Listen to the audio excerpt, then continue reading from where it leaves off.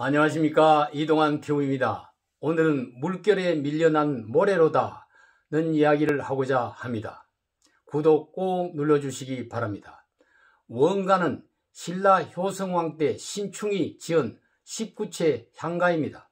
삼국유사 5권 신충 괴관조의 배경설화와 함께 실려 있습니다.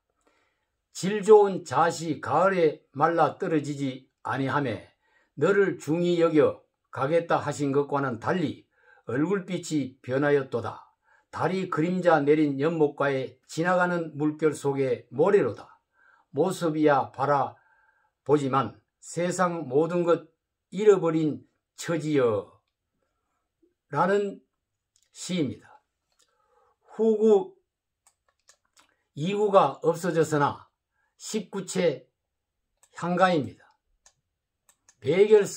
배경설화를 보면은 효성왕이 왕이 되기 전에 신충과 함께 궁정의 잣나무 아래서 바둑을 두면서 뒷날 내가 왕위에 오르면 신충 너를 잊지 않겠노라고 잣나무를 두고 명세를 하였습니다.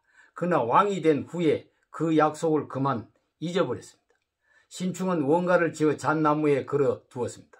잣나무는 그만 누렇게 시들어 버렸습니다. 왕이 시들고 있는 잣나무에 걸려있는 신충의 글을 발견하고 크게 뉘우치고 신충을 불러 임용하였다고 합니다. 그 후 잣나무는 다시 생기를 찾고 살아났다는 것입니다. 원가 속에는 왕이 된 후에 자기를 잊지 않겠다고 하던 왕에 대한 원망이 담겨 있습니다. 달빛에 일렁이는 그림자와 같고 물결에 밀려나는 모래와 같은 신세가 되고 세상의 모든 것을 잃어버린 처지가 되었다고 탄식을 하고 있는 것입니다. 신충은 그의 탄식을 향가로 지어서 잣나무에 걸었던 것입니다. 그러나 그의 탄식은 원망을 넘어 주술이 되어서 잣나무를 시들게 만들었던 것입니다. 그 잣나무는 약속을 어긴 왕을 상징합니다. 속담에 한을 품으면 오누월에도 서리가 내린다는 말이 있습니다. 원한이 깊으면 초자연적인 주술적인 효과가 나타날 수도 있습니다. 신충의 원가는 왕으로 상징된 잣나무에 대한 원망과 저주였습니다. 민주국가의 대통령에게도 신라시대 신충과 같은 사람들이 있겠습니까? 없겠습니까? 대권 후보 시절 선거 캠프에서 충성했던 사람들이 너무나도 너도 나도 발탁이 되어 등용이 되는데 아무리 기다려도 소식이 없다면 어떻게 생각하겠습니까? 이제 임기도 대통령의 임기도 얼마 남지 않았습니다. 달빛의 그림자와 물결에 밀려나는 모래가 된 인사들이 얼마나 많겠습니까? 정권도 말기에 이르렀고 찬밥 신세가 된 인사들이 나를 몰라주다니 이럴 수는 없다며 탄식이 원망이 되어 잣나무의 저주를 퍼붓는 사람들이 많을 것입니다. 그래서 집권자의 말기는 내임덕이 오는 정도가 아니라 시드는 잣나무처럼 임기의 마무리가 참으로 힘든 것입니다.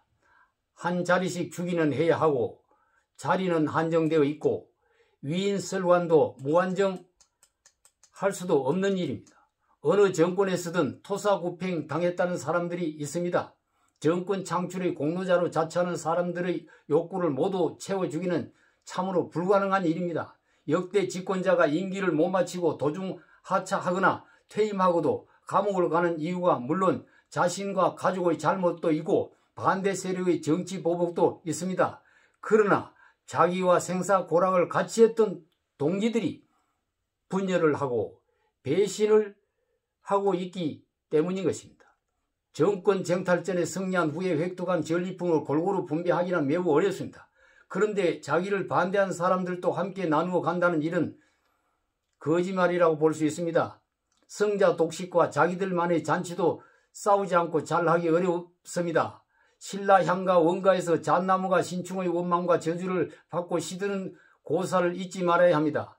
지금의 잣나무에는 하나가 아닌 수많은 원가가 대추나무에 연이 걸리듯이 걸려있다는 사실을 알아야 할 것입니다. 그 원가가 정권의 말년을 흔들고 옥죄고 불행하게 만들고 정권의 마무리를 힘들게 하고 있는 실정입니다. 원가를 헤아려야 합니다. 원망을 성화시킬 방도를 찾아내야 할 것입니다. 감사합니다.